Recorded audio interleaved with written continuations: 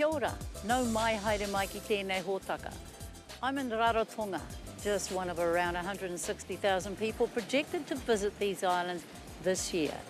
The Cook Island government claims it centres a sustainability approach when it comes to its environmental and social commitments, particularly as a steward of the ocean.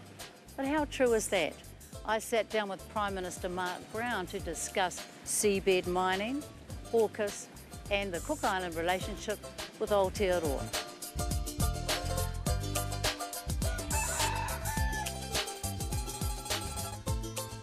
Cook Islands, 15 islands and atolls, population 17,500. Mark Brown, with a background in public service and property development, first entered Parliament in 2010. He was sworn in as the 12th Prime Minister of the Cook Islands in 2020.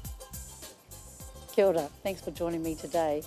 Now I've got a burning question from all New Zealanders. What's with the roosters? Well, kia ora and good morning, Popongi. It's not unusual to hear them at 1 o'clock in the morning. They might be going home like some of the locals, or to hear them at 4 o'clock in the morning where they're shutting down the party, or at 6 o'clock in the morning when they've got to get up and go to work. So who is Mark Brown? Tell me about yourself and what you stand for. Well, myself. You go back to my grandparents, I was brought up by my grandparents. He was a businessman during his time. He was a trader. He owned a number of his own trading vessels at the time, and he built up his own business. He sealed the first kilometre of road in the Cook Islands from his house to his shop so that he could drive his American car on it. This is back in the 60s. So, you know, being brought up that way by them, you learn to be self-reliant, you learn the value of being productive, you learn the value, the importance of your identity, your independence, and who you are, where you come from. How did being from Gizzy shape you? Oh, that was amazing. It was only 1 year I was down in Gisborne Boys High. That'd do it though, wouldn't it? Of course, that was all you needed. But we were part of a legacy of Cook Island boys going to Gisborne Boys High over the years, where we boarded with Maori boys, with farmer boys, with surfers, but with a very, very strong rugby history and background as well. Did you make the first 15 when you were at Gizzy? Nowhere near it. Nowhere near. We had some really big boys in that first 15. Some of them one of them was celebrating his 21st. Oh, stop it. You're kidding me now. Yes. Have a few years in the 5th form and a few years in the 6th form. When it comes to government, things roll a bit differently in the Cook Islands. Traditional leadership is still important. Now, you have a House of Ariki, and I'm just curious as to what their actual role is in relation to government and Parliament. They act as an advisor to the government. Their role is to uphold and protect our traditional knowledge, traditional hierarchy that we have. Have they ever come back historically and said, hey, here's our advice, we don't want you to do it? I can say that our traditional leaders are certainly not shy in putting forward their views if it is a contentious issue. You have some robust discussions, do you? Very strong, robust discussion. Do they go public Mark, discussions? Or do they go Prime Minister? They're very respectful, yes. as I am of them.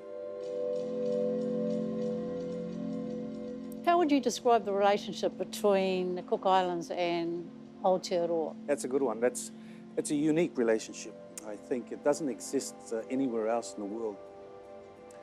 We have a close kinship link that remains to this day with the tribes of New Zealand and with the waka of where they came from here in the Cook Islands. Would you describe it as a tuakana-taina relationship?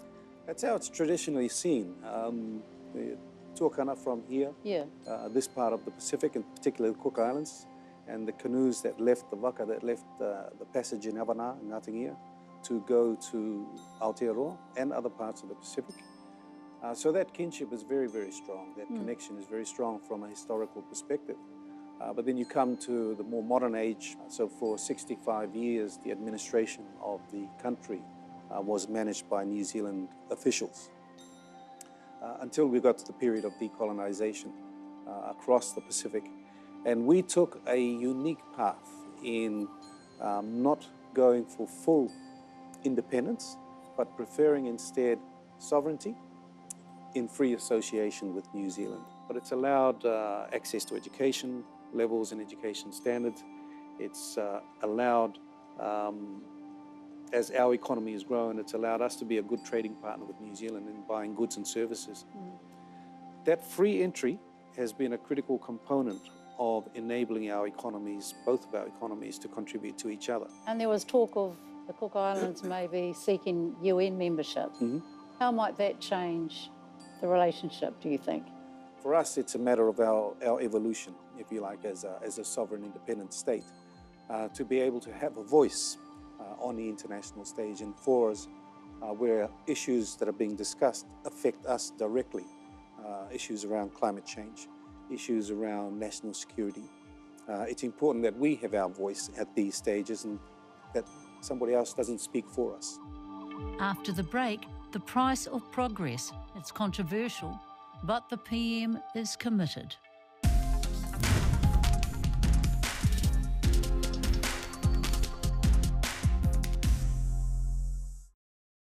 Is it a challenge as a leader and a Prime Minister to juggle cultural, spiritual responsibilities with the commercial and the political? How do you navigate that?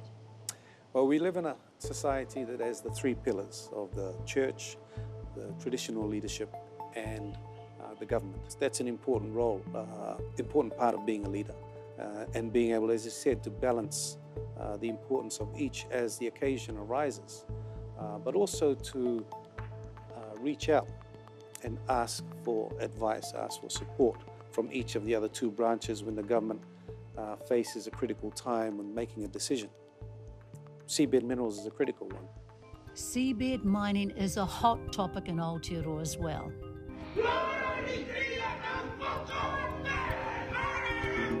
While New Zealand signed up to a moratorium on seabed mining in international waters, Minister Shane Jones says that's separate to domestic regimes. The Cook Islands has its own mining regulations to govern its waters. Rather than iron sand, the Cook Islands are eyeing up golf ball-sized polymetallic nodules. Formed millions of years ago, they lie on the ocean floor, crammed with rare elements which mining proponents insist are vital for powering up a green energy future. Nodules were presented to guests at the Pacific Islands Forum Leaders meeting, despite the fact many island nations are dead against seabed mining. I know there's a number of islands that are pushing for a moratorium until they know better the impact that that could have on the ocean. So why? Let's be clear, there is no mining that's taking place in our ocean. Right now, what we're mining is knowledge and information again. That holds the key to be able to realize the wealth that we have sitting in the bottom of the ocean, whilst at the same time being able to protect our ocean from any damage or any harm. So we're into our third year of exploration licensing in our seabed. We have 3 companies that are conducting exploration. They're not ever going to end up mining. The knowledge and information that we would need to get from them is what would lead then to the next stage, which would be, we don't call it mining because we're not digging anything up. It's rocks that sit on the ocean floor that we collect. We call it harvesting. The Prime Minister has been promoting his government's policy to international audiences. Our licence holders have committed to comprehensive environmental programs. The onus is on them to show that proposed activities will not cause serious harm to the environment. But if they've put so much money into it, over a number of years, why would they come back and say it's not a good idea? If it cannot be demonstrated to us that you can bring up these nodules, but it's going to cause great damage to the ocean, then that's not going to happen. Why has there not been an independent scientific analysis done? We have our own independent regulatory authorities that monitor the work of companies. We have a stake in one of the companies. We have put in place our laws that the government must abide by as well. So that government-owned entity operates as a private company under the same regulatory regime as the other international companies that are there as well. Deep sea mining comes at a cost. A bulldozer-like machine dredges the seafloor, collecting nodules and surrounding dirt. That's pumped back to the ship through a 5-kilometre pipe. On board, the nodules are put through a large sieve. Excess water and dirt are dumped back into the ocean. Scientists fear the runoff could create underwater dust storms that will choke deep-sea creatures. 700 international marine experts have demanded a 10-year moratorium on seabed mining. Environmental group Te Ipukaria Society suggests the Cook Islands government and those companies involved are downplaying the risks while talking up the potential profits. We see ourselves as a leader, a forefront in the area of the deep ocean science, a place that not many people have gone to. I know, but that's the thing that's disturbing. Why can't we be the first? Why would you want to be the guinea pig? Why would you live and define your policy in fear? We discovered the islands hundreds of years ago that today we call home. We had a capability that nobody else had. Today, we choose now to take a journey that's not across our ocean, but down into the deep ocean. Everything is connected, so the impact of that kind of action on the seabed, we don't know what the long-term impacts of, so... That's where knowledge and understanding comes in. That's where research comes in. And the NGOs will say with robust, independent scientific analysis. I mean, we base our decision-making on evidence-based, science-based decision-making, and that's what we have. Every step of the way, we've gone out to our people to explain where we are. So when we introduced legislation, we explained what it's all about and how it's there to protect our ocean environment, protect our resource, protect our revenues. And say step by step, that support from our people allows me the social license, if you like, to be able to go and stand in international fora and speak strongly about the Cook Islands' position on seabed minerals. Without the backing and support of our people, it's very difficult for me to be able to do that. But are they getting the full picture, though? I believe they are. US-based company Odyssey is a shareholder in one of the mining interests exploring the Cook Islands seabed. Its website claims the region is home to the world's largest collection of polymetallic nodules. Odyssey has muscle. In 2019, it sued the Mexican government for $2.3 billion US after its application to mine was declined. 4 years on, and the case is still before the courts. Could that be a salutary warning for the Cook Islands in its dealings with big mining interests? If the companies come back and they give you this information that they've collected and analysed, and then you go, yeah, nah, not going to do it.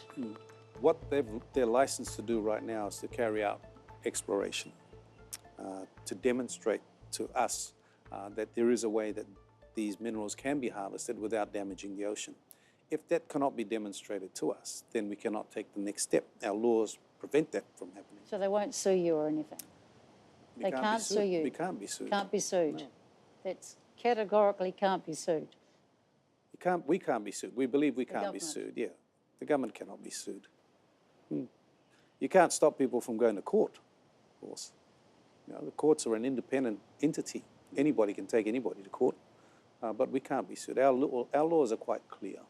So there's no risk of them claiming compensation? No, certainly not. As for the economic benefits, I know in New Zealand when studies were done, it was like, well, these guys are going to park their big boat out there. They're not even going to come to shore and stay in our motels and all that. You know, the income, the benefit of it. Where will that come from? That's down the line. But sure, there is a taxation regime that is already in place. We're having public consultations now about the establishment of a sovereign wealth fund and how revenues will be derived from the seabed minerals. Greenpeace notes former US military and political leaders are lobbying hard for deep-sea mining in international waters. They want critical minerals and metals to feed their aerospace and defence industries. You might have thought electric car and battery producers would also be keen, but no, some are joining the call for a moratorium.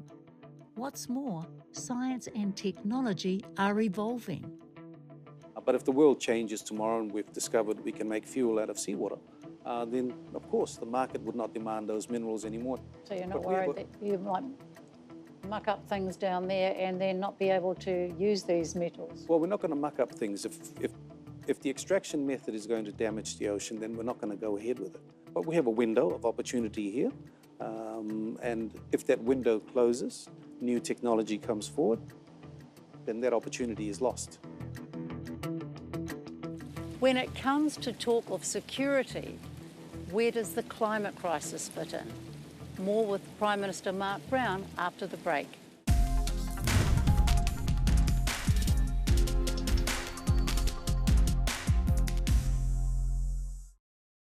It often feels like the Pacific is a buffer zone. It's a buffer zone where these superpowers are playing out, and the consequences of that is militarisation, which is increasing. What's the circuit breaker to really honestly and with integrity commit to a region of peace? Well, I don't see any of the Pacific Island countries going at war with each other. Oh no, I don't see that. It is the superpowers that would look to use maybe our region as they have in the past, a theatre of conflict.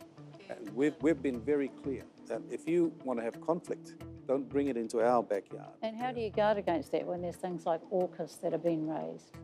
All we can do is make sure that we advocate very strongly, that we do have a strong independent voice. AUKUS, a security pact between the US, UK and Australia. Pillar 1 focuses on Australia acquiring nuclear-powered submarines. Pillar 2 involves developing advanced military technology, all part of an Indo-Pacific strategy to undermine the influence of China in the region. Right now, I guess, we're looking at what is the threat to global peace and what is the threat in particular into the Pacific. Are you concerned about the nuclearism and the talk around AUKUS? There is concern. We've voiced our concerns to both Australia and the US about the increasing proliferation of nuclear submarine patrols coming through the Pacific region. And we'd like to ensure that this does not lead to a greater tension in our region, that it shouldn't lead to greater international competition between either the US and Australia against China or even Russia. We don't want to be involved in any sort of taking sides, a zero-sum game of who we should back. As a region, and particularly us as a country, as I said, we have our own challenges. The Pacific Forum, Leaders Forum, is it absolutely resolute against something like AUKUS?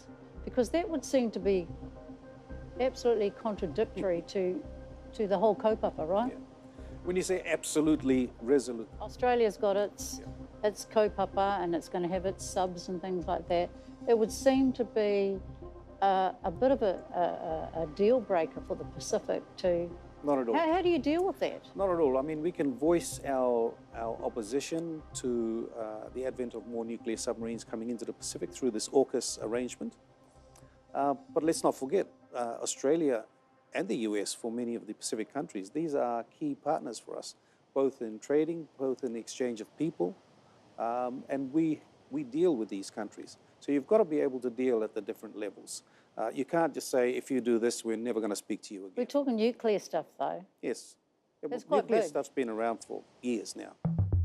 The 1965 Treaty of Rarotonga banned the use, testing, storage and possession of nuclear weapons within the Pacific. But there's a loophole, one that allows nuclear weapons and nuclear-powered ships to transit. Australia is set to acquire up to 8 nuclear-powered subs. Mark Brown is calling for a review of the Treaty of Rarotonga. What the treaty review that we're looking at is identifying a number of these new issues that are emerging from a nuclear perspective. The assurances from New Zealand and Australia that there will be no nuclear weapons. This is just nuclear power that they're looking at to power their submarines. Those are the finer details of the discussions that we'll have. It allows us to have a conversation with the likes of Australia or with the likes of the US, but without being impeded by other international issues like nuclear issues that you're talking about here. That should not be an impediment for countries to engage with each other productively. Countries that are developing bilateral or trilateral kind of arrangements on other issues, where do you draw the line when you're part of a Pacific forum where there's meant to be unity and say you want to do a deal with the States or Australia? Well, first, there is unity, but there is one thing that supersedes unity. Countries reserve the right to be able to take an independent position if they choose to on issues that are important to them. That could work very well for countries like Australia and the States. Well, we take our signings to any conventions that we sign up as a region very seriously.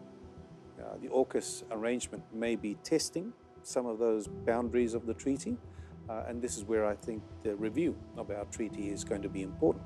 So you're not talking about watering down that treaty because of this new environment now? No, I don't think any of the countries will be looking at watering it down. It's bringing it up to date. The Pacific voice is loudest over the climate crisis. But we're seeing cyclones now coming out of season, forming out of season. We know that they're much more intense. What we are seeing is incidences of much higher, more intense rainfall, torrential rainfall that occurs, which causes flash flooding. There is a need then to do things like adequate drainage to ensure properties are not damaged. But what is more insidious is the slow onset impacts of climate change. And you see this in the gradual erosion that is occurring on some of our outer islands, particularly the more remote ones. So they build little rock seawalls to give them a bit of protection. So we're needing to strengthen them with concrete cement to enable people to maintain their lifestyle. So we're starting to see that impact of climate change hitting and costing our countries a lot more. How do you pay for that? Because it must be huge. We would pay close to 10% on climate mitigation and climate adaptation, building resilience measures out of our own budget. The G20 countries, the developed countries of the world, made a commitment at the Paris Accord to contribute to the Green Climate Fund, a fund that would be used to help countries like us build the resilience needed against the impacts of climate change. That has been woefully short of the target of $100 billion a year by 2020. That is now being reviewed with a new target being put in place. Given that promised money has not exactly been forthcoming, Mark Brown is backing a novel solution to help poor Pacific nations with their debt burdens. So we're looking at the amount that we need to get from the G20 countries who contribute 80% of global emissions to countries in the Pacific who contribute less than 0.3% of global emissions needs to be significantly ramped up.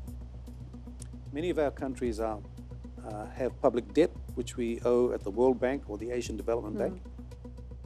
What we're saying, if you can't make the contributions that you've pledged towards helping us build resilience against the impacts of climate change, you should be able to change the lending criteria on these banks of who the G20 countries are board members on to deduct our public debt to the value of what should be paid to us as one way of helping us move forward.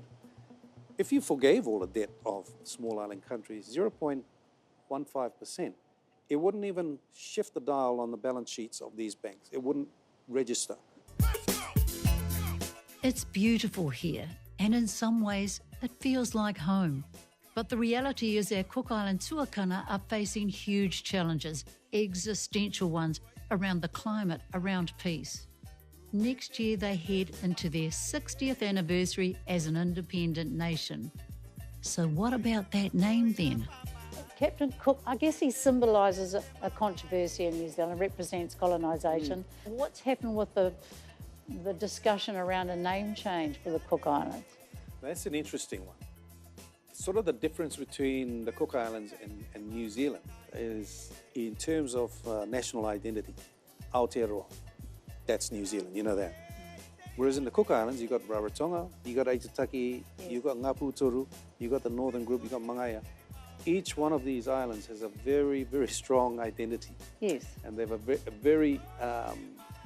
very close kinship to their land, whether they are in New Zealand or Australia. People over there, Cook Islanders over there, identify first with their home island, then with the Cook Islands. So for them, trying to find a name that encompasses all of us, but it excludes them, they won't accept it. We've had this discussion before, and names have been brought up, proposed names for consideration, but it hasn't moved further than that. Do you think it will move? I think it will maybe move. A generational thing? Yeah, I think it might be a generational thing, and I think younger Cook Islanders would like to have a name that is synonymous with our country, with our region, rather than a name that's synonymous with Captain Cook. Maybe 2025 might be a good date to aim for, or is it too premature? Our 60th, we've got a lot more work to do, and it may need a bit of a referendum to see what the appetite is for a change in name. Work in progress. A work in progress, definitely. But I would definitely support a change in name, to have a name that's more traditional and more synonymous with who we are as a people, as an identity. Kia ora, Prime Minister, thank you very much for your time. Ngā mihi. Kia ora, kia ora ana. That was Mark Brown, Prime Minister of the Cook Islands. Something I found out this week that could be a bit of a challenge for New Zealand MPs is that Cook Island parliamentarians get together to form a string band. There you go. That's us from Rarotonga, for Mari'i.